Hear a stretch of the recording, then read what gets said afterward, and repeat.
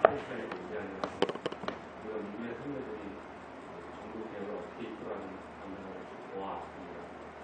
우리 그게 전해주고 지키라고 하는 바가 무엇인지를 바로 알고 우리가 하나님 앞에 좀 더 믿음의 기초를 튼튼히 할 수 있는 시간이 될 수 있도록 인도해 주시고 감사하고 예수님의 감사합니다. 우리 하기 전에 하나 더 책이 좀 몇 개 들어왔어요. 잘 티가 안 나죠? 책이 한 몇 권 들어왔는데 몇 개만 소개시켜드리고 얇은 책입니다. 부담 없는 책 같아 보이죠? 얇으니까 작고 하나님께 소리치고 싶을 때 욥기 말씀입니다. 우리가 맥체인 읽을 때 욥기 잠깐 봤지만 그 욥기의 내용을 자세하게 다루진 않지만 그 전반적인 내용이 무엇인가 하는 것들을 아주 잘 드러낸 책입니다. 관심 있으신 분들은 요거 이제 보시고요. 또 다른 책은 새가족관이라는 이정규 목사, 우리 여름에 시광교회에서 청년들이 사역 왔었죠? 그죠? 그 청년들 교회가 시광교회거든요. 근데 시광교회 담임 목사인 이정규 목사가 쓴 책인데요. 새가족관입니다. 어떤 신앙의 이제 아주 기본, 이 제목에서도 나타난 것처럼 복음을 소개하고 신앙을 시작하는 사람들이 읽을 수 있는 책인데 이 내용의 복음을 잘 소개하되 성삼위 하나님을 중심으로 그 내용들을 잘 펼쳐놓은 굉장히 좋은 책입니다. 어렵지 않고요. 굉장히 쉬운 책이고요. 이 책도 하나 있습니다. 이 책도 하나 있고 몇 개만 고른 겁니다. 더 있습니다. 여기 이것이 복음이다. 성경의 제사 이런 책입니다. 양이죠, 양. 구약에 나오는 제사법과 그 제사를 드리는 것과 성전, 성막의 내용들을 잘 그림, 사파 같은 것도 넣어서요. 그림들도 잘 이렇게 보여주고 있는데요. 이게 무슨 내용인지 알기 쉽게 도표도 사용하고 지도도 사용하고 그림도 사용해서 그렇게 기록해 놓으면서 그 내용들이 어떻게 복음을 드러내고 그리스도의 속죄의 제사를 잘 제사마다 드러내고 있는가 그런 내용들을 알기 쉽게 어렵지 않게 정말로 어렵지 않아요. 정말로 어렵지 않게 잘 다루는 책입니다. 혹시 구약에 이제 우리가 출애굽기 지났잖아요. 그죠? 그런데 그죠? 출애굽기 읽었죠? 근데 읽으면서 좀 이건 뭐지? 하는 이제 그런 부분들이 있으면 요 내용들을 참고해도 좋을 것 같습니다. 마지막으로 하나 더. 자, 이거는 이미 몇 달 전에 우리 저기 있었던 책이에요. 스코틀랜드 종교개혁사. 이게 어디서 나왔냐면요. 흑곰북스에서 나왔어요. 흑곰북스. 우리가 후원하는 흑곰북스. 근데 우리가 아마 제 계획으로는 오늘 이제 종교개혁사 우리가 1년 정도 했던 거 이제 끝납니다. 끝나는데 거기에서 나타나는 이 스코틀랜드 이 종교개혁자들에 대해서 굉장히 우리가 초점이 많이 갔죠. 그죠? 결국 웨스트민스터 총회의 어떤 결과문들을 냈는데 스코틀랜드 종교개혁자들이 굉장히 많은 역할을 했잖아요. 근데 스코틀랜드 종교개혁이 어떻게 이제 일어나게 되었는가라는 내용들에 대해서 우리가 이걸 읽으면 스코틀랜드 종교개혁에서는 그렇게 구체적으로 막 나타나고 있지는 않잖아요. 근데 그 내용들을 잘 담고 있는 굉장히 좋은 책입니다. 왜 좋은 책이라고 제가 말씀드리냐면요. 한국어로 나와 있는 책 중에 스코틀랜드 종교개혁사를 다룬 책이 이것 빼고 한 2권 있을라나? 없어요. 그리고 그러니까 너무나 중요한 책이겠죠. 너무나 중요한 책인데 여기에 보면은 이제 우리 성도님들에게 조금 익숙한 공부했기 때문에 익숙한 이름들이 나와요. 존 녹스, 앤드류 멜빌, 사뮤엘 러더포드 오늘도 보겠지만 그리고 조지 길레스피 이런 사람들 이제 나타납니다. 그 사람들 어떻게 종교개혁을 이끌었는가 그런 내용들 나오고요. 여기에도 이제 차례에도 보면은 앤드류 멜빌과 제임스 6세 우리가 배웠던 그 제임스 6세 잉글랜드 내정과 언약의 꿈, 잉글랜드 총회와 스코틀랜드 종교개혁의 완성 이런 내용들 나와 있어요. 그래서 요걸 읽고 요거 조금 요 내용에서 조금 더 진전시키고 싶은데 이건 어떻게 됐을까 하는 궁금증이 있으면 요 책을 읽으면 도움이 됩니다. 제 역할은 다 했어요. 일사님들이 읽으시면 됩니다. 시간 내서 따뜻한데 이렇게 앉으셔가지고 이렇게 시간 나실 때 이런 책들 많으니까요.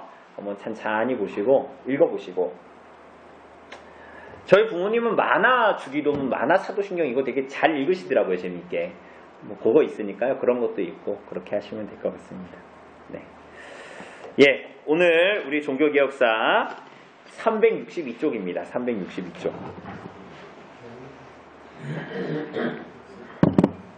362쪽.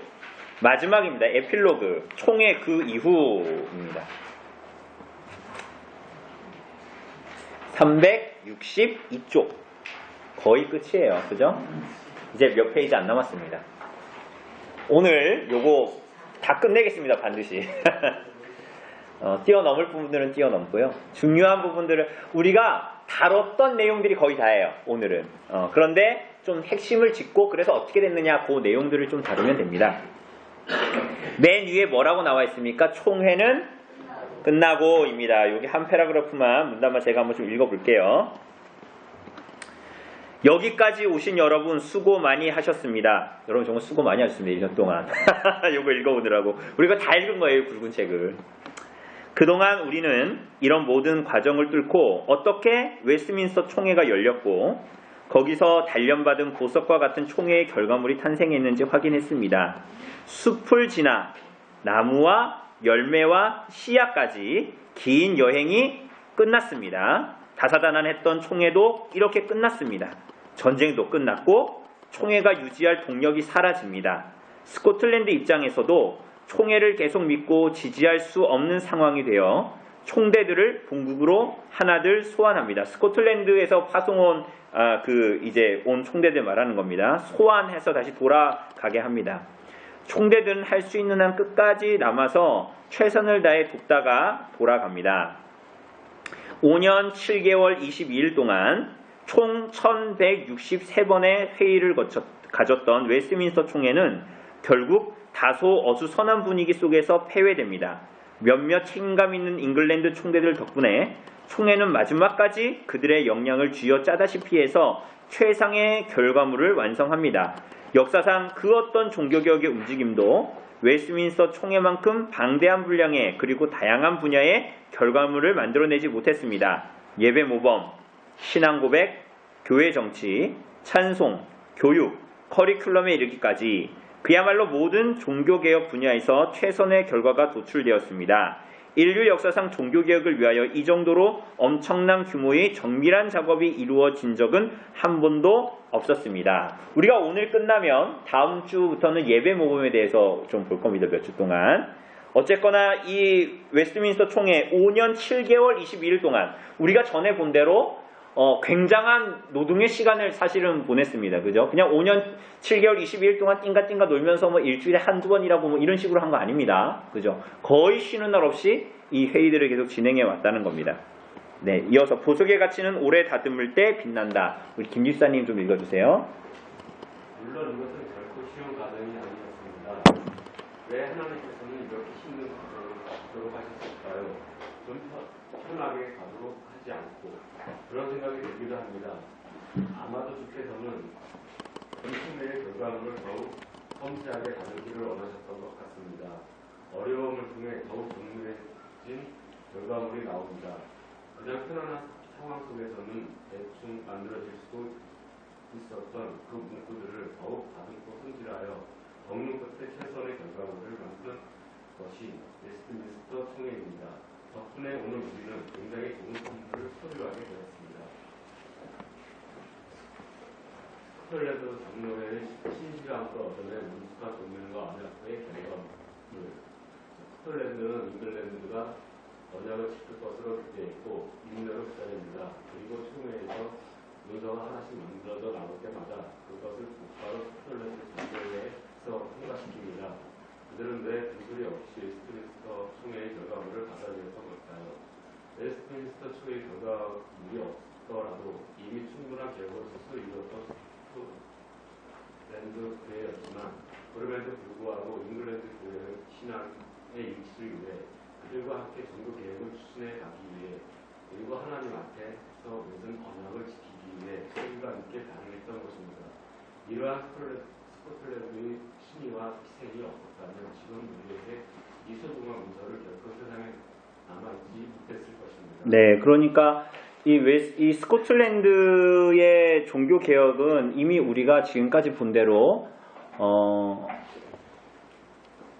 잉글랜드와 비교할 수 없을 정도의 어떤 그러한 종교 개혁을 이루었음에도 불구하고, 그러면 우리가 흔히 생각하기는 굉장히 이제 교만하거나 혹은 뭐 그렇게 잉글랜드에서 만들어낸 문서 뭐 우리가 더 낫지라고 그렇게 할 수 있음에도 불구하고 이들은 그런 겸손까지 가지고 있었던 사람들이에요. 그죠?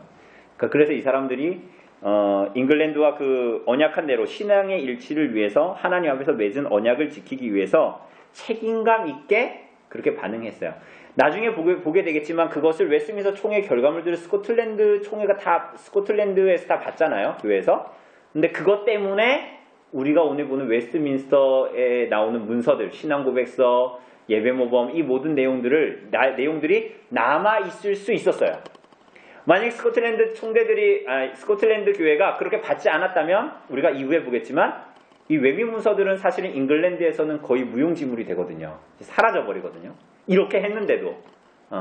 근데 스코틀랜드가 그걸 책임감 있게 하나님 앞에 언약을 지킨다는 어떤 중심으로 겸손함으로 받지 못했으면 우리가 가지고 있는 외미 문서는 사실은 남아 있지 않았을 겁니다. 그 내용들을 얘기하는 겁니다. 네, 이어서 읽어주세요. 여기서 꼭 언급해야 할 스코틀랜드 총회들의 적극적인 노력. 이 과정에서 총회가 소중한 문서들을 만들어낼 수 있도록 현실적으로 노력했던 총회들께 감사하지 않을 수 없습니다. 그들은 조국과 있는 나라에 더 좋은 종교 개혁을 위해 총회에서 오직 성경과 전체 성경의 원리를 토론했습니다. 동시에 의회에서는 수준 높은 설교와 연설로 정치인들을 격려했습니다. 잉글랜드의 의회에서의 내신에 가까운 태도 변화에도 불구하고 온갖 스트레스를 몸으로 받아내며 끝까지 이 작업을 해준 그들은 실제로 몸이 상해버렸습니다.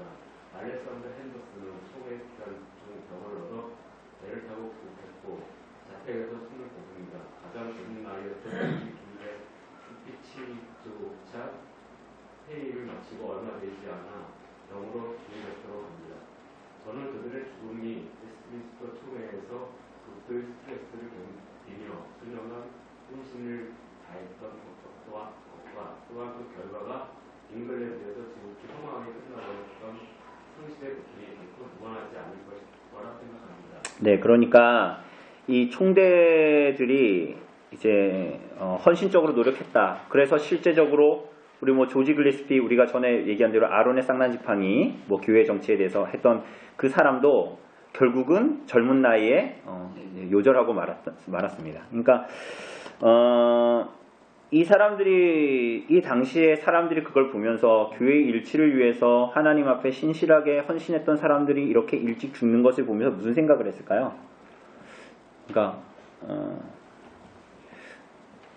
참 허망하고 어떻게 보면 하나님이 왜 이렇게 하실까라는 사실 의문이 들었을 수도 있어요. 물론 이분들이 굉장히 헌신하고 수고했지만, 근데 그것이 헛된 것이 아니었음이 증명되고 나타나는 것이죠. 그래서 이 총대들이 정말 이렇게 노력했어요. 근데 이 사람들이 결국은 아까 여기 위에도 나와 있지만 잉글랜드가 그래서 의회가 굉장히 잘 협조했냐? 그게 아니었잖아요. 그러니까 이 사람들의 마음도 상황과 환경에 따라서 내가 헌신하고 내가 덜 수고하고 우리는 자꾸 이렇게 생각을 하잖아요. 근데 그게 아니라 사람들의 어떤 시각, 어떤 환경과 상황의 조건에 주어짐에 따라서 중심이 왔다 갔다 하는 것이 아니라 하나님 앞에 그들의 신실함을 유지하고 하나님께서 주신 기회를 자신의 모든 것을 다해서 이제 사용하고 헌신했습니다. 그죠? 그래서 우리에게 유산이 남아있는 거죠. 예, 넘어가 봅시다. 총회에 대한 평가, 법적으로도 절차상으로도 정당했다. 이런 내용이죠.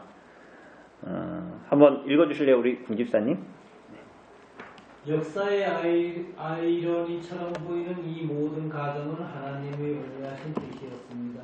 오늘날 우리가 이런 문서를 가르치고 배우려고 할 때 주위에서 정당한 이유 없이 혹은 근거 없는 선입견을 가지고 시비를 거는 경우가 많습니다. 하지만 그것은 이러한 역사를 알고 보면 아무런 의미 없는 딴죽에 불과합니다. 웨스트민스터 총회가 마치 흐지부지 된 것으로 말하는 사람도 있지만 결코 그런 것이 아닙니다. 이렇게 확실히 말할 수 있는 데는 세 가지 이유가 있습니다. 첫째 이유는 절차상 하자가 없었다는 겁니다. 처음부터 끝까지 총회는 합법적으로 이루어졌습니다. 의회의 관심은 떠났다 하더라도 총회는 교회 회의로서 여전히 진행되고 있었습니다. 스코틀랜드 총대들이 떠난 뒤에도 마지막 순간까지 회의 종족수 40명을 채우면서 남아서 노력했던 장로파 의원들이 있었습니다. 평균 출석 인원 60에 70명. 만약 출석 인원이 40명이 못되면 그 회의는 파장 분위기가 되었겠지만 그들은 정치 상황이 아무리 어수선하더라도 회의가 끝까지 합법적이고 품위 있게 유지되도록 노력합니다. 역사 속의 이름조차 제대로 알려지지 않는 이분들의 노력은 언젠가는 반드시 재평가되면 좋겠습니다. 둘째 이유는 이것이 잉글랜드 교회만의 총회가 아니라 스코틀랜드 교회의 총회이기도 했다는 사실입니다. 총회에서 만들어진 문서는 스코틀랜드 의회에 보고되어 그곳에서 정식으로 통과됩니다. 웨스트민스터 총회에서 장로교의 표준 문서들이 하나씩 만들어질 때마다 스코틀랜드 총회는 그 문서를 즉시 확보해서 그것을 공식적인 스코틀랜드 교회의 표준 문서로 삼았습니다. 비록 잉글랜드가 언약을 충실하게 이행하려 들지 않은 모습을 보였음에도 불구하고 스코틀랜드는 먼저 잉글랜드와의 언약을 지켜준 것입니다. 이 같은 모습은 잉글랜드 의원들에게 감동을 주어 그들도 적어도 하원에서만큼은 모든 표준 문서를 비록 시간은 더 걸렸지만 통과시킵니다. 만약 스코틀랜드가 잉글랜드의 형태를 그저 무시하거나 정죄하기만 했다면 웨스트민스터 표준 문서는 역사 속에 그냥 묻혀버렸을 것입니다. 실제로 몇 년 뒤 독립파가 잉글랜드의 정권을 잡으면서 그런 위험천만한 일이 벌어집니다. 크로멜은 의회를 해산시키고 의회의 산물이었던 웨스트민스터의 총회의 결과물 또한 철저히 무시해버렸던 것입니다. 하지만 다행하게도 스코틀랜드 장로교회가 이 문서들을 신실하게 간직해 주었습니다. 네, 그러니까 잉글랜드에서는 이렇게 이제 되어버렸어요. 나중에 결과물, 웨스트민스터 총회 결과물이 이제 그렇게 무시되어 버리고 그렇게 된 거죠. 제가 한번 읽어볼게요. 그리고 1645년에 4개의 표준 문서 중에 교회 정치가 가장 먼저 만들어졌을 때 스코틀랜드 교회는 이를 즉시 스코틀랜드, 아일랜드, 잉글랜드 교회의 언약된 일치의 한 부분으로서 웨스트민스터 총회에서 스코틀랜드 특사의 도움으로 합의된 장로회 정치 형태라는 제목으로 출판합니다. 이는 스코틀랜드 교회가 웨스트민스터 총회를 영국, 그러니까 잉글랜드와 스코틀랜드를 합친 교회의 전체의 총회로 수용했다는 분명한 증거입니다. 이것은 굉장히 중요한 사실입니다. 스코틀랜드 교회의 이 같은 태도가 웨스트민스터 총회를 장로회의 가장 중요한 총회로 만들었고 웨스트민스터 총회의 결정을 적법하고 정당한 것으로 만들었으며 그 결과물을 우리 시대의 레전드로 만들어 주었습니다. 마지막 셋째 이유입니다. 비록 잉글랜드 의회가 승인을 미루면서 소극적으로 나왔다고는 하지만 교회의 회의였던 총회는 그 자체로 이미 교회적 권위를 갖고 있었습니다. 그리고 거기서 만들어진 문서들은 이미 총회 당시에 존재했던 다양한 분파들조차도 모두의 동의했던 합의된 문서입니다. 그리고 총회에서 정식으로 통과된 문서는 국가기관이 인정하든 하지 않든 이미 교회법상으로 우리에게 유효한 문서가 되었습니다. 그러니까 아무런 선입견을 걸고 시비를 걸 이유가 전혀 없고 적법한 절차를 거친 동의를 거친 그리고 심지어는 교회적인 권위를 가지고 있는 그리고 그러한 총회에서 만들어진 합의된 문서다. 심지어 이렇게 보면 당시에 존재했던 다양한 분파들 우리가 전에도 봤던 에라스투스파든지 독립파든지 이 사람들이 모두 다 동의했던 내용들이라는 거예요. 이 웨스트민스터 총회 문서들이. 네, 넘겨보면 차트로 정리하는 영국 종교개혁사 총정리입니다. 아래 두 표가 나와 있죠? 그죠? 근데 여기 내용들이 다 지금까지 우리가 공부한 내용들입니다. 정말 열심히 공부하셨습니다. 여기 보면 이제는 처음에는 이 사람 뭐지? 이거 부담스러운데 이랬던 이름들이 이제는 아래에서 조금 익숙해지죠. 누구죠? 헨리 8세. 이게 시작이었죠.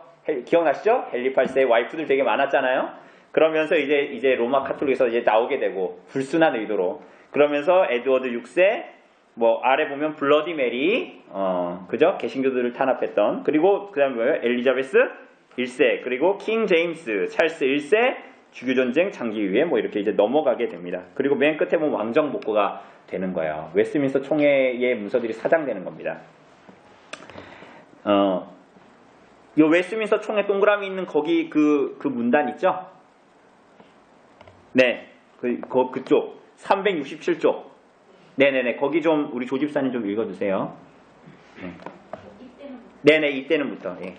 이때는 교리뿐만 아니라 교회의 정치와 예배와 찬송과 교육 그리고 삶의 다양한 부분까지도 개혁을 이룹니다.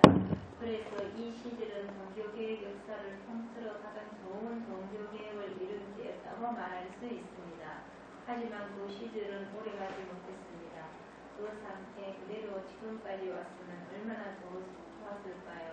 잉글랜드에는 긴급한 상황이 지나가자 웨스트민스터 총회를 평가하라 합니다. 예, 이거 우리가 봤죠, 그죠? 그러니까 군사적으로 이제 왕당파가 이제 서서히 해가 지니까 자기네들이 필요해서 스코틀랜드 사람들 오라 그러고 군사를 이용했는데 자기네가 이제 필요가 이제 없게 되니까 총회보다 의회의 어떤 그런 것들을 더 권한을 강조하고 처음엔 되게 잘해줬다 그랬잖아요, 스코틀랜드 이 총대들을, 그죠?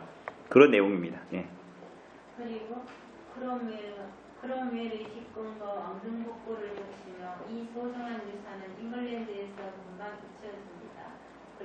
그래프는 가슴 아프고 허무한 잉글랜드 종교개혁의 추락을 보여주고 있습니다.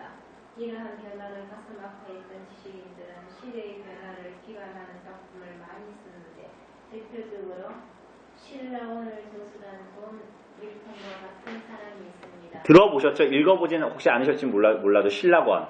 그죠? 네, 읽어주세요. 종교개혁과 함께 선진적이고 민주적인 이상국가를 꿈꾸는 자신들의 나라가 성공의 왕정체제로 들어가 버린 처지를 낙원을 잃은 아담과 하와의 형편에 떼어 표현한 작품이 바로 신라원입니다. 그는 올리버 크롬웰의 공화정에서 이상국가를 꿈꾸었던 사람이었습니다. 네, 그러니까 다시 성공회로 돌아간 거예요. 웨스트민스터 총회를 경험하면서 정말 개혁된 교회가 뭔가 그래 해봐라 이렇게 했었는데 나중에 결국은 성공회로 돌아가고 왕정체제로 다시 돌아가 버리는 겁니다. 그죠? 네, 뭐 옆에 보면 웨스트민스터 총회 이후 타임라인 이후에 어떤 일들이 벌어졌냐 그런 내용이죠. 예, 집사님 읽어주세요. 이어서. 웨스트민스터 총회 이후 타임라인. 이처럼 거친 총회와 그 위대한 결과물을 만들어 놓고도 정말 잉글랜드가 취했던 행동은 정말이지 이해할 수 없는 것이었습니다. 찰스 1세는 올리버 크롬웰의 군대에 패배한 후 참수당합니다. 왕 대신 국가의 보호자로 나선 올리버 크롬웰은 곧바로 총회의 모든 문수를 무시합니다. 독립하에 있던 크롬웰은 웨스트민스터 총회의 결과물이 별로 마음에 들지 않았던 겁니다. 몇 해 지나서 크롬웰이 죽자 공화정이 막을 내리고 영국은 다시 왕정시대로 돌아갑니다. 네, 이렇게 돌아가요. 너무 허무하죠? 너무 허탈하지 않아요? 이런 과정들을 겪어왔는데 이렇게 어떻게 보면 너무 허망하게 다시 왕정 시대로 돌아가게 됩니다. 그걸 이제 왕정 복고라고 얘기하는 겁니다. 네, 옆에 좀 더 읽어주실래요? 찰스 1세의 아들 찰스 2세가 왕위에 오르자 웨스트민스터 총회의 모든 결과물은 다분히 복수심에 의해 불법 문수로 기존됩니다. 사실상 장기 의회의 모든 결과물이 부정된 것입니다. 잉글랜드는 다시 주교 제도를 도입했고 기존에 사용하던 공동 비로소로서 돌아가 버립니다. 종교 계획자들이 끝으로 이건 아니에요 라고 외쳤던 그 과거의 교회로 되돌아가라는 정부의 방침에 잉글랜드의 선교도들은 억장이 무너졌습니다. 왕정으로 돌아갔다 그랬잖아요. 방금 전에 찰스 1세가 참수당했다 그랬죠. 왕당파의 수장이었던 이 찰스 1세 사형당했죠. 그런데 왕정 복고가 되고 나서 크롬웰이 죽고 나서 왕정으로 돌아가니까 찰스 1세의 아들 누구요? 찰스 2세가 나타나니까 당연히 웨스트민스터 총회의 결과물들을 마음에 들겠어요? 안 들겠어요? 자기 아버지가 죽었는데 그 복수심이 어떻게 했대요? 웨스트민스터 모든 결과물들을 불법 문서로 이제 만들어버린 거예요. 그거대로 하면 돼요? 안 돼요? 이제? 안 되는 거예요. 이거 주교제를 다시 도입했습니다. 주교제를. 응? 주교제 도입하고 예전에 사용했던 공동기도서 우리 얘기했잖아요. 공동기도서도 다시 돌아가 버립니다. 제가 읽어볼게요. 결과는 참담했습니다. 정부 명령에 불복한 목회자들이 하루아침에 면직됩니다.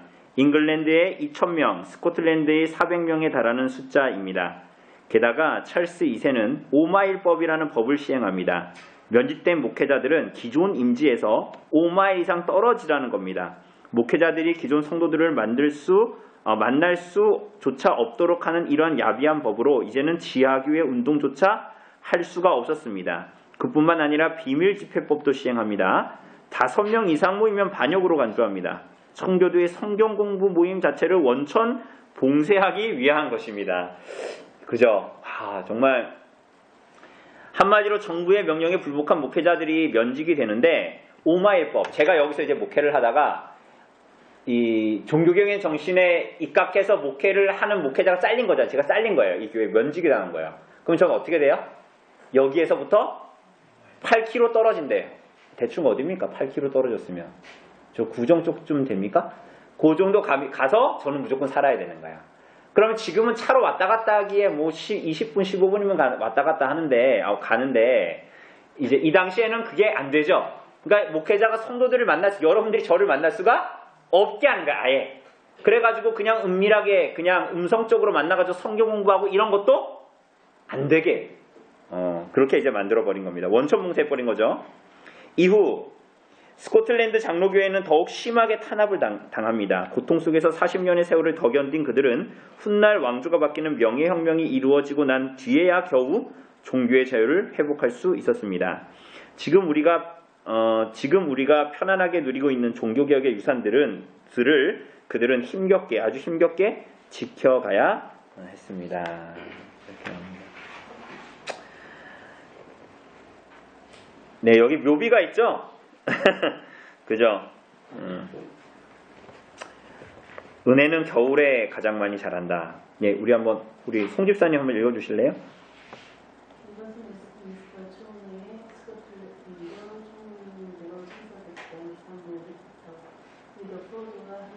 네, 은혜는 겨울에 가장 많이 자란다. 이 말을 사무엘 러더포드가 했다라는 거예요. 네.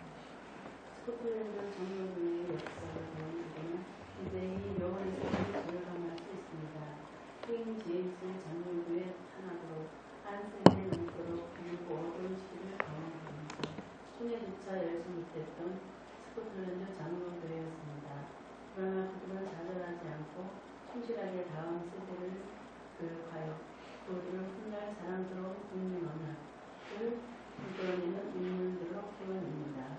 조지 팔레스피도 그런 인물 중 하나였고 사무엘 러더포드도 바로 그런 인물입니다. 그러니 우리들의 신앙이 상황과 환경과 조건에 따르는 것이 아니라, 그죠? 은혜는 겨울에 가장 많이 자란다. 우리가 가장 힘들고 고난스러운 시기를 겪을 때 우리가 타협하고, 우리가 계시록을 공부할 때 우리가 본 것처럼 타협하고 그렇게 하는 것이 아니라 하나님의 말씀에 잇대어 그들이 할 수 있는 최선의 것을 다 하면서 하나님께 헌신했을 때 하나님께서 그 씨앗을 반드시 거두게 하신다는 거예요. 그 열매를. 그죠? 굉장히 멋있는 말이죠. 은혜는 겨울에 가장 많이 자랍니다. 가장 힘들 때가 내 신앙의 고난의 때야라고 우리는 생각하지만 지나고 나면 그 시절에 가장 많이 하나님을 경험하고 알게 되는 것이죠. 그런데 이 사람들이 그 시대의 고통 속에서 이것을 경험하면서도 씨 뿌리기를 주저하지 않고 헌신하기를 마다하지 않았다는 거예요. 굉장히 중요한 내용입니다. 오늘 우리들에게도 굉장히 주는 교훈이 많은 거예요. 그 옆 페이지 보면 아래 또 있습니다. 네, 손 집사님 이어서 읽어주세요. 하나님의 목적이 기들지 않는 결론입니다. 그것도 역시 사무엘 러더포드가 한 말입니다. 예, 요것도 사무엘 러더포드가 한 말입니다. 하나님의 목적이 깃들지 않은 고난은 없어요. 네. 고난 중에 있을 때 절망 가운데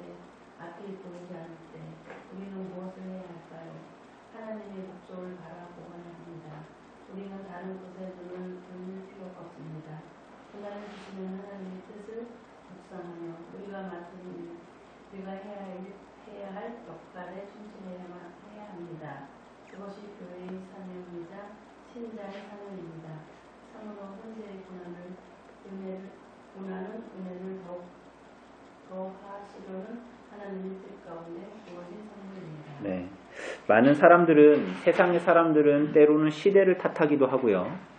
혹은 우리들이 이렇게 살아가는 것들을 때로는 보면서 얘 개인적일 수도 있고 사회적일 수도 있지만 시대를 탓하거나 사람들을 탓할 수 있지만 우리들이 오늘 오전에 본 말씀과 같이 우리들의 모든 인생이 하나님의 손 안에 있고 우리들의 모든 시대가 하나님의 손 안에 있으면 우리에게 주어진 건 딱 하나예요. 하나님께서 우리에게 주어진 이 상황과 환경 속에서 하나님의 말씀에 순종하며 살았는데도 인생에 고난이 오고 핍박이 오고 어려움이 왔을 때 어찌해야 하는가, 그죠?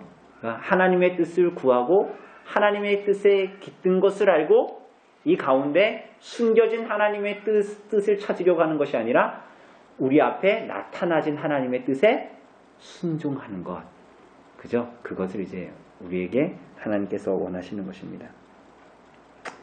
현재의 고난은 은혜를 더욱 더하시려는 하나님의 뜻 가운데 주어진 하나님의 선물이다 라고 이제 러더포드가 이야기합니다. 네, 넘어가서 잉글랜드 총대는 어디서 살았을까 뭐 이런 것들은 나중에 한번 집에 가서 보시고요. 마지막 한국에 전파된 웨스트민스터 총회의 결과물 요거 한번 좀 허집사님 좀 읽어주실래요? 예, 374쪽입니다. 374쪽. 이 책의 앞부분 25쪽에서 가졌던 질문을 기억하시는데요. 신기하게도 이 회의의 결과가 우리 한국의 전유교의 해법이 됩니다. 오래전 영국인들이 회의가 한국과 무슨 상관이 있기에 그렇게 된 것일까요? 네, 우리가 영국의 잉글랜드의 역사를 대체 왜 배웠느냐 뭐 그런 얘기 초반에 했었잖아요. 그게 우리하고 대체 무슨 상관이냐? 이제 거기에 답할 시간입니다. 네. 이제 그 질문에 대답할 시간입니다. 잉글랜드의 이런 형상과는 반대로 스코틀랜드의 교회는 지속되는 잉글랜드의 정치, 종교적 산업에도 불구하고 그들이 지켜낸 이 신앙의 유산을 복음과 함께 전 세계로 전파합니다. 잉글랜드로 예매하는 그 웨스트민스터 총회의 문서들은 스코틀랜드 교회에서 고스란히 보존되었습니다. 그리고 그것은 곧 신비로 보존됩니다. 미국의 장로회에서 보존 계승되던 이 문서들은 하나님의 섭리로 200년 뒤에 고유한 가치의 나라 조선이라는 나라까지 전파됩니다. 네, 이해되시죠? 잉글랜드에서 만들어졌던 웨스트민스터 문서들은 스코틀랜드로 갔죠. 근데 스코틀랜드에서 결국은 이 신대륙, 그러니까 아메리카, 미국이죠 지금의 미국으로 건너갔고 이게 미국이 복음 전파를 막 했잖아요. 선교사들을 보내고. 그런데 그것이 어디에 왔다고요? 하나님의 섭리로 우리가 사는 나라, 이 한국 땅 조선으로까지 전파되었어요. 네, 신기하죠. 이게 하나님의 섭리입니다. 네, 읽으세요. 일제 강점기가 시작되기 조금 전 미국의 장로교회 선교사들이 들어와서 각 지역에 선교센터를 세우던 바로 그때 그 선교사들은 정말 자연스럽게도 바로 이 웨스트민스터 표준 문서를 한국에 가지고 들어왔던 것입니다. 그리고 성경 번역과 함께 웨스트민스터 설교 인사를 가장 먼저 우리말로 번역했습니다. 즉 우리나라 장로교회의 뿌리는 사실 바로 이 스코틀랜드 장로교회와 웨스트민스터 총회에 다 있습니다. 네, 우리가 몸담고 있는 장로교회는 이 뿌리가 여기에 있어요. 그러니까 우리가 이거 1년 동안 왜 공부한지 아시겠죠? 그죠? 우리의 뿌리가 여기에 있는 거예요. 우리가 뭔가 개혁해야 된다라고 얘기하면 그럼 어디로 대체 돌아가야 되나? 성경으로 돌아가야 된다라고 우린 얘기하죠. 그런데 그럼 그게 대체 그 내용이 구체적으로 뭐냐는 거예요. 그죠? 그 실천이 대체 뭐냐는 거예요. 근데 그 내용들을 바로 여기서 우리는 찾을 수가 있습니다. 네. 우리는 그들로부터 신앙의 유산을 받은 후계자들입니다. 정말 자연스럽게도 종교개혁의 전통 중에서도 가장 좋은 종교개혁의 열매를 우리는 받아들일 수 있었습니다. 네, 그렇습니다. 예, 이어서 우리 승민 형제 좀 읽어주실래요? 역사상 가장 성경적이고 가장 순수했던 개혁 정신의 아주 작은 일부나마 우리 한국 땅에 전해진 것은 놀라운 하나님의 섭리이자 감사한 일이었음을 부정할 수 없습니다. 여기에는 자부심을 느껴도 됩니다. 그런데 스코틀랜드 교회와 잉글랜드 교회의 종교개혁 수준이 달라서 어려움이 많았던 것처럼 지국의 장로교회와 피선교지 한국 장로교회 수준이 너무 달랐던 탓에 문제가 발생합니다. 초기 우리나라 장로교회에는 웨스트민스터 표준 문서가 제대로 전수된 형편이 아니었던 겁니다. 당시 우리는 국가적으로 너무나 힘든 시기였습니다. 모든 국가 시스템이 망가진 상태, 그때는 도대체 제대로 돌아가는 것이라고는 하나도 없던 말이었습니다.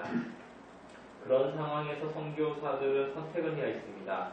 이제 막 걸음마를 시작하려는 교회에 역사상 최고 수준의 지적 작업으로 만들어진 웨스트민스터 총회의 표준 문서 전부를 체계적으로 가르칠 엄두가 나지 않았을 겁니다. 신앙 고백서니 교회법이니 장로교 정치 원리니 그저 예수 믿고 구원받자는 말을 전하기도 바빴던 선교사들은 그런 설명을 할 엄두가 나지 않았고 결국 쉽게 가자는 타협을 할 수밖에 없었습니다. 네, 요거 이해되시죠? 그 구한말의 그 시대상, 우리나라의 상황, 그 가운데에서 사람들에게 복음을 전하기에 바빴던 이 사람들이 타협할 수밖에 없는 어떤 그런 상황이 주어졌습니다. 그래서 어떻게 됐냐? 네. 선교사들은 두 가지 정책을 펴는데 하나는 비슷한 형편이었던 인도에서 사용했던 12신조라는 아주 짧은 신앙 고백서를 웨스트민스터 신앙 고백서 대신 사용한 겁니다. 짧으니까 가르치기도 편하고 보급도 쉬웠던 겁니다. 하지만 이것은 너무나도 단순해서 많은 부분에서 신학적으로 빈약한 문서였습니다. 더 엄밀한 교리와 삶을 가르치는 내용이 포함될 수 없었습니다. 네, 근데 이 최소한의 이 12신조라는 짧은 신앙 고백서의 내용을 웨스트민스터 신앙 고백서를 대신하는 이 상황들이 현재에도 이어지고 있을 때가 많다라는 그 부분이 굉장히 심각한 겁니다. 그러니까 이게 그 상황에서는 이렇게 하는 것이 응급처치처럼 맞는 얘기였지만 그것이 마치 지금도 요 정도에 질리면 된다라는 어떤 마음으로 그것을 가지고 있는 혹은 이것마저도 잘 가르치지 않는 그런 상황이라는 거죠. 네, 읽어주세요. 또 하나의 정책은 타 교파 선교사들과 연합운동을 통해서 일단 최대한 많은 사람을 전도하는 일에 집중하자는 겁니다. 바른 종교개혁을 논하거나 바른 교회론이 무엇인지를 논하기보다는 우선 믿는 자의 수를 늘려서 복음 전파의 저변을 확대하는 쪽으로 더 신경을 썼던 겁니다. 네, 그렇습니다. 네, 우리 김 집사님 이어서 읽어주실래요? 물론 우리가 어떤 나쁘다는 것은 아닙니다. 하지만 그로 인해서 사실상 웨스트민스터 표준 문서의 전파와 보급은 수십 년을 후퇴하게 되는 것도 사실입니다. 지역에 따라 선교사들의 개인 성향에 따라 교리 문답을 가르치는 교회가 몇 군데 존재하기는 했습니다. 하지만 나머지 표준 문서들의 보급과 교육은 유리했고 공식적으로 보면 엄마가 했습니다. 슬픈 일이 꼭 생깁니다. 민족의 아픔이 일제 강점기가 시작됩니다. 자, 여기서 어리석은 질문 하나 해보겠습니다. 이때는 종교개혁을 좋아했을까요? 결코 그럴 리가 없겠죠. 이때는 당연히 종교개혁보다는 국교회 스타일의 교회를 선호했습니다. 교회를 장악하기 쉽기 때문입니다. 교회는 다니도록 허용했지만 개혁신앙을 싫어했습니다. 그들은 교회가 바꾸고 든든히 서는 것을 집요하게 방해했습니다. 교회를 없애버리기보다는 교회의 정신을 회수하는 것, 그것이 일제가 했던 일입니다. 일제는 잉글랜드 국왕들이 했던 것처럼 종교개혁자들이 가장 싫어하는 짓만 골라서 시켰습니다. 성경 공부를 막고 피상적이고 내세적인 설교만 하도록 설교자들을 감찰하고 해외했습니다. 급기야 신자탄들을 국민을 의뢰하고 속이고 설득하며 교회에 강요했습니다. 이런 일은 개혁과 신앙인으로서는 도저히 받아들일 수 없는 일들이었습니다. 그래서 순교자들에게 생깁니다. 끔찍하고 가슴 아픈 현실이 이 땅에서도 반복되었습니다. 특히 장로교회가 참 난이도 적응당하고 망가졌습니다.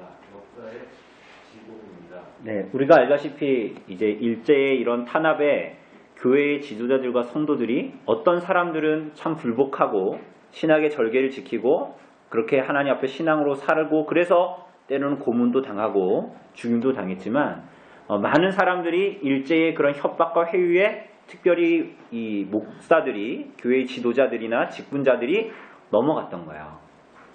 그래서 신사참배를 국민의례라고 속이고 설득하여 그렇게 가르치도록 또한 했던 거예요. 그죠? 해방 후 한국교회의 타락입니다. 예, 우리 궁집사님 한번 읽어주실래요? 이제 해방이 되었습니다. 그러면 이제라도 제대로 다시 시작하면 되잖아요. 신사참배를 회개하고 그동안 소홀했던 성경과 교리 공부에 집중해서 어서 빨리 종교개혁의 흐름을 따라가야 했을 것입니다. 하지만 해방 후 한국교회는 엉뚱한 방향으로 흘러가기 바빴습니다. 아직 교회가 제대로 세우지도 않았는데 세속화라는 물결에 너무도 쉽게 휩쓸린 것입니다. 36년간 일제 치하에 있으면서 한국 교회의 상태가 많이 악화된 탓입니다.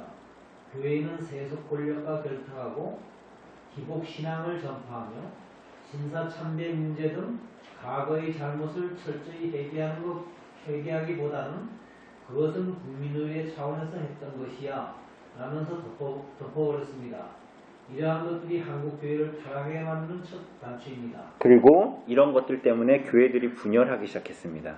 그러니까 이 교파들이 교파들로 각기 분열하기 시작했다라는 거예요. 그래서 장로교 안에서도 수많은 교파들이 있죠. 이게 바로 분열을 한 겁니다. 분열한 거. 그런데 우리들이 지금까지 봤던 잉글랜드와 스코틀랜드 그 사이에 있었던 역사의 흐름들, 특별히 스코틀랜드 총대들이 보였던 많은 모습들은 오히려 분열하기보다는 오히려 겸손하고 지혜를 구해서 하나 되기를 원했던 거죠. 근데 이러한 정신과 전혀 위배되는 일들을 우리 선배들이 이제 했습니다. 더 큰 문제가 있습니다. 만약 그런 상태에서 교회가 눈에 보이게 됐다면 거국적인 해계가 일어났을지도 모릅니다. 그런데 놀라운 일이 일어납니다. 교회가 애형적으로 폭발적인 성장을 경험하는 것입니다. 웨스트민스터 표준문서 같은 것을 굳이 공부하지 않아도 교회가 자꾸 성장했던 겁니다. 저는 이것이 정말 큰 문제였다는 생각이 듭니다. 물론 복음이 널리 전파되고 믿는 자가 하나님께 돌아오는 일은 참으로 소중한 일입니다. 그러나 거품도 많았습니다. 교회의 덩치가 커지자 이런 논리가 등장합니다. 세계적으로 가장 큰 성장을 한 교회가 한국 교회거든요. 교리 공부 없어도 웨스트민스터니 뭐니 그런 것 몰라도 사람들은 교회를 멀쩡하게 잘만 다니거든요. 세계에서 가장 큰 교회가 죄다 서울에 있거든요. 이런 상황 속에서 정도를 걷자는 애칭은 허망하기만 합니다. 바른 교회가 어떻고 교리가 어떻고 종교개혁이 어떻고 하는 이야기를 하는 사람은 교회에서 대체로 이상한 사람이 됩니다. 이 영향은 지금 한국교회에도 여전히 미치고 있고요. 구약의 선지자들의 상황도 이와 다를 바가 없었습니다. 그러니까 이 외형적인 커짐, 이스라엘 나라가 부강해짐, 그런 것이 우리들이 그냥 순진하게 보기에는 이게 하나님의 뜻대로 살기 때문에 하나님이 축복을 주신 거야 라고 이스라엘 백성들이 구약에서 생각했잖아요. 그런데 선지자들의 한결같은 모습은 그게 아니었어요. 선지자들의 외침은 뭐였어요? 너희가 회개해야 된다라고 얘기했어요. 그러니까 너희가 가는 길이 바르지 않다라고 계속적으로 반복해서 외쳤죠. 그죠? 근데 지금 한국교회가 그렇게 기복신앙적이고, 그러니까 이때부터 이 장로교회 신앙이 이름은 장로교회인데 구원파 같은 신앙을 갖는 거예요. 회개하지도 않아도 돼. 그냥 음란하게 우상을 섬기듯 자기의 복을 위해서 살면 돼. 그죠? 그러니까 이게 오전에도 얘기했잖아요. 불의한 것을 구했는데 불의한 것이 응답된 것 같은 것들은 하나님의 뜻이 아닐 때가 많다니까요.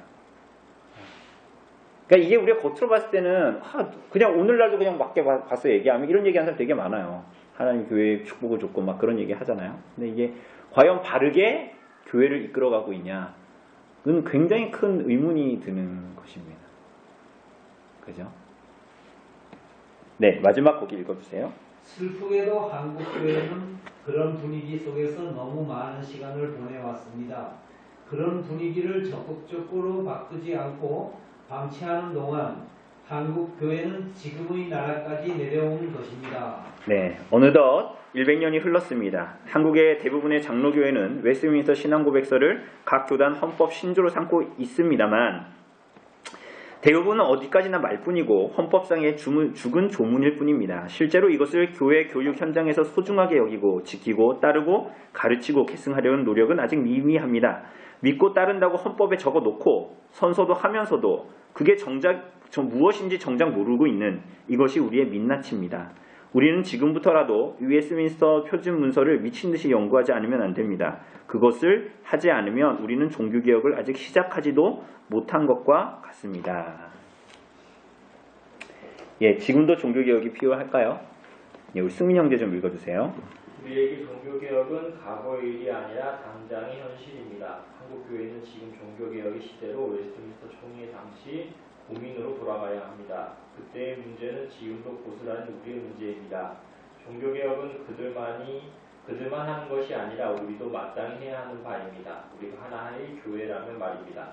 우리도 하나님의 말씀대로 살고자 하고 성경대로 움직이는 교회가 되고자 소망한다면 한국 교회의 전체적인 분위기를 바로 그 종교개혁의 정신으로 돌이켜야 하지 않을까요?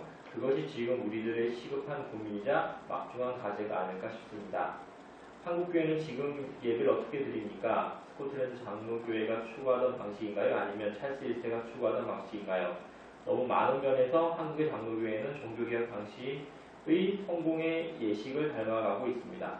성찬을 제사처럼 생각한다거나 설교 시간이 짧아진다거나 교육의 수준이 낮아진다거나 교회당 업무를 시작하는 일에 많은 노력과 돈을 쏟는다거나 성직자와 평신도를 구별한다거나 어찌 보면 찰스 1세가 그토록 꿈꾸던 종교적 이상 국가가 바로 대한민국에 있습니다.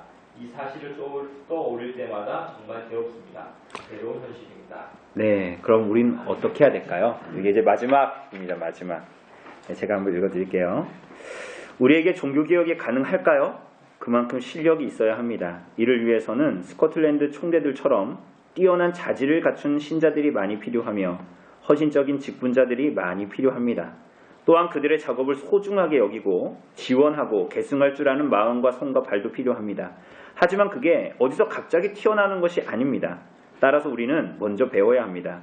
지금 시대에 뭔가를 개혁하려는 사람이라면 무엇을 개혁할 것인지를 새롭게 브레인스토밍 할 것이 아니라 바로 이렇게 하나님께서 이루셨던 종교개혁의 결과물에 관심을 가져야 합니다.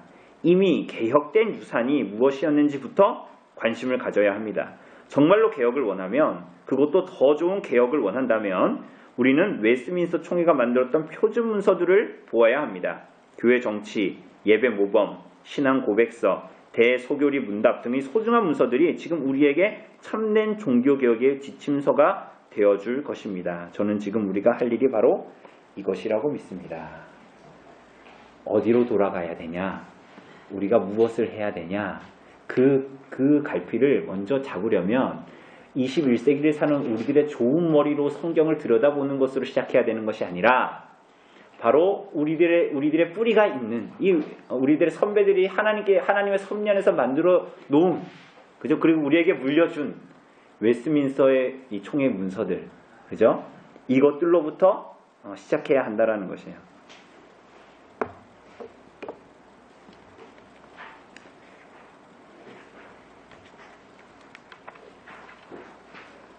끝났습니다. 이게 바로 이제 종교개혁사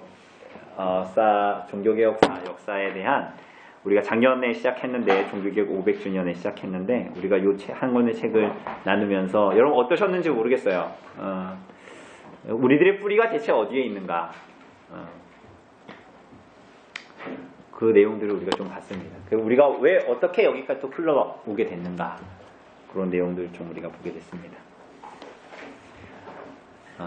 그래서 우리가 소요리 문답을 공부했고 웨스트민스터 소요리 문답을 공부했고 또 우리가 대요리 문답도 중간중간 계속 공부했고요. 올해 이제 대요리 문답으로 우리가 공부를 해낼 것이고 그리고 이제 그 이후에 신앙 고백서, 그리고 그 전에 우리가 이제 다음 주부터는 예배 모금에 대한 내용들을 좀 간단하게 다루고, 그리고 교회 정치에 대한 부분도 살짝 다루고 대요리 문답으로 이제 넘어가려고 합니다. 그죠? 이렇게 하는 것은 그냥 교육의 일환이라기보다 개혁된 교회가 어떻게 개혁되어야 하는가, 그러한 내용들을 우리가 바르게 알기 위해서 이렇게 하는 거예요. 우리가 바른 교회, 성경 얘기하는 바른 교회로 자라가기 위해서, 성도들이 그렇게 자라가기 위해서 이 일들을 하는 것입니다. 그게 특별한 일들이 아니라 우리 당연히 성경에서 가르치는 것이고, 그것은 우리 선배들의 헌신과 수고가 없었으면 없었을 것들을 우리가 지금 누리고 있는 것이에요. 그러면 우리는 어떻게 해야 되냐? 이것을 누리고 끝내야 되냐? 그게 아니죠. 우리들 다음 세대를 위해서 헌신과 수고, 우리들에게 주어진 과제를 또 해내야 되겠죠. 우리 선배들처럼. 그죠? 그렇게 해서 교회가 참 하나님의 의중에 맞는 교회다움을 유지할 수 있게 되는 것입니다. 우리 이 내용들 다시 보지는 않겠지만, 집에 가서 집사님들이 볼 수는 있지만, 이 내용들을 꼭 기억하시고 가슴에 꼭 간직하시고 이것들을 가지고 우리가 신앙생활하고 교회를 이루어 갔으면 좋겠습니다. 질문 있으십니까?